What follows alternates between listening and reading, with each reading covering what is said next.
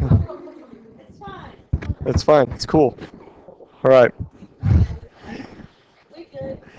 The video is still there. The video is still there. Oh Okay. yeah, it didn't get exposed. D1. Yeah, Emily did not get exposed. Emily Menchaca did not get exposed. That's okay. All right. 14, this time with audio. Actually, here's the good news, is that at least the first probably couple of questions were in the other video with audio, right, Zach? Okay, so we missed, like, what, maybe 3 questions? Were 8, 6, and 14 on there? In fact, we haven't even looked at 14, so you missed maybe 2 questions with audio. Okay, 14. I'm going to say this is Groot. Groot has a total of 43 coins worth $3.95. All coins are either nickels, dimes, or quarters. Okay. All right, so my first equation is nickels plus dimes plus quarters equals 43, right? Yep. All right. And it says that it's worth $3.95, so 5N plus 10D plus 25Q equals $3.95. In fact, I'm pretty positive that that's enough information to actually solve this question on. Now, it has other stuff. It says if the number of nickels is 6 more than the number of dimes. So, nickels minus 6 equals dimes. Then how many coins do we have? Let's be honest. Are we going to use a matrix on this? Yes. So 1, 1, 1, 43, 5, 10, 25, 395. Okay? That should work. Did anybody do that with this and get the right answer? Did anybody do this and get the right answer? Do we want to pull it up and see if it works? Okay. All right, let's double check. Let's make sure that something isn't going funky on this. Let's see, we need, let's see, this is a 2x4. 1, enter, 1, enter, 1, enter, 43. 5, 10, 25, 395. Okay, second mode, second matrix, math, RREF, second matrix, A. I got 7 and 36. And what's it come out to? Oh wait, here's our problem, is that, yeah, because we need that third equation, because we have 3 variables. No, well, yeah, what you could do is take this equation here. We can do n, we've got n minus d plus 0, or plus equals 6. So there would be like a 0 here, plus 0q. So you would have, on this one, you would have what? 1, -1, 0, 6. Let's see if that affects it. Let's come back in here and edit it. Right, because it's not, we need it to be a 3x4. So as we bring this down, let's see if that fixes it. 1, -1, 0, and 6. Second mode, second matrix, math, RREF, second matrix, A, 22, 16, 5, 22, 16, and 5. Yep. So that's going to make that a lot easier. So you really do need that third piece of information, but you need to get all the variables on the left-hand side, and you're going to have a 0 for one of those variables. But you need to make sure that they line up nickels, dimes, quarters.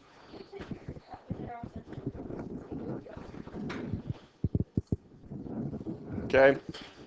So what we are plugging in down here, just so we're clear on this, 1, -1, 0, 6. That's giving me my number.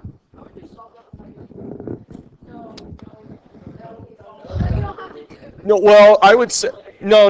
It's not that bad because you would come back to this equation right here, d equals n minus 6. So I can substitute that in for d up here. So I've got n plus n minus 6. I would have to do something with q to get that to work. What I would do, you'd have to take this second equation and solve it for q in terms of n, and then plug all of that in here, which would take a really long time. You'd have to do a lot of multiple steps. So I would say setting up as a matrix is your best bet. Okay? All right, so running low on time here. Number 9. Number 9. Convert to rectangular coordinates. Okay, we got 3, -125 degrees. All this wants is the x and y position. So at -125 degrees, that means I'm going clockwise 125 degrees. If I get to here, it's -90. Here is -180. So it's got to be in this quadrant. Does that make sense? Okay. So -125 degrees, the next thing I need to figure out is what the reference angle is. So what are the degrees between here and here? If this is 125, what's left to get to 180? So this is 55 degrees. Okay? I know that my x value is going to be negative. I know that my y value is going to be negative. I need to write that down because the calculator is not going to give you negative numbers. It's in the third quadrant, so I know that the x is negative and the y is negative. Okay? Question? Okay, so the rest of this is using trig functions. Okay, so if I want to solve for x, x is adjacent over hypotenuse. Let's see. Sorry, my hypotenuse is 3. Need that in there.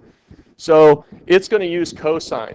So cosine 55 equals -x over 3. So I multiply by 3, multiply by 3. So what I'm plugging in my calculator is 3 cosine 55, and I need to know that my x is negative. So that's what I'm typing in. Now here's the neat thing about this, is that y is sine, opposite over hypotenuse. It's going to be the exact same type of thing. So I can go ahead and skip to 3 sine 55 and know that that answer is going to be negative. All I have to do is type in 3 cosine 55, 3 sine 55, make sure my calculator's in degree mode, and I've got my answers. And cosine is always going to give you x. Sine is always going to give you y in these questions. On, what is this? What question am I looking at? 9? To 2 decimal points. So I should get -1.72 and -2.46. The way that they'll represent that is -1.72i minus 2.46j with the little hat. Sure, let's call it a caret. It's a little gnome hat. All right, 15. 15, what's that? Yeah, if you can.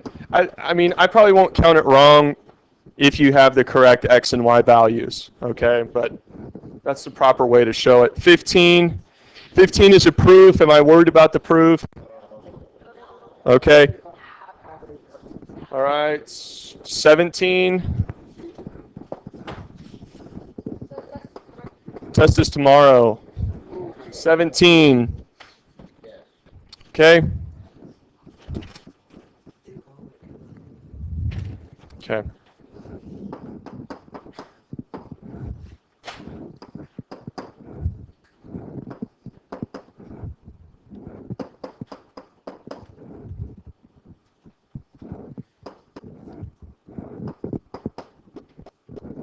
All right. What I would do with this, if I'm doing it right, is I'm going to go ahead and distribute that -1.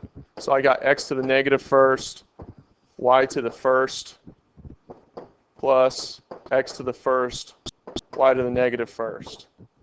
Next thing I'm going to do, if I'm not doing it wrong, is I'm going to go ahead and drop things that can drop. So I'm going to get y over x plus x over y.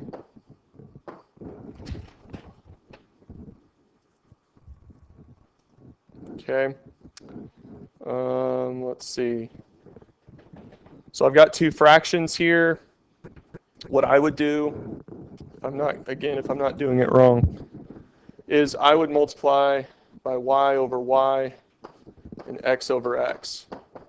So I got x minus y. Okay, and I've got y squared plus x squared over xy. Okay. Then, because this is technically a fraction over 1, I can distribute x minus y to x squared, or y squared plus x squared. Again, if I'm not wrong. Okay, which is technically FOIL.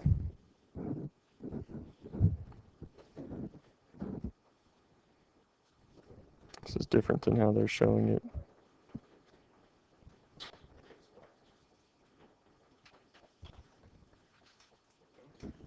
Okay. Let's see. So x times y squared is xy squared. X times x squared is x cubed. Negative y times y squared, negative y cubed. And negative y times x squared, it should be negative x squared y.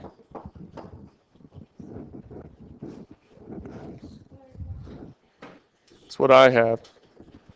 This is not at all how I'm showing it on this sheet of paper here. Oh,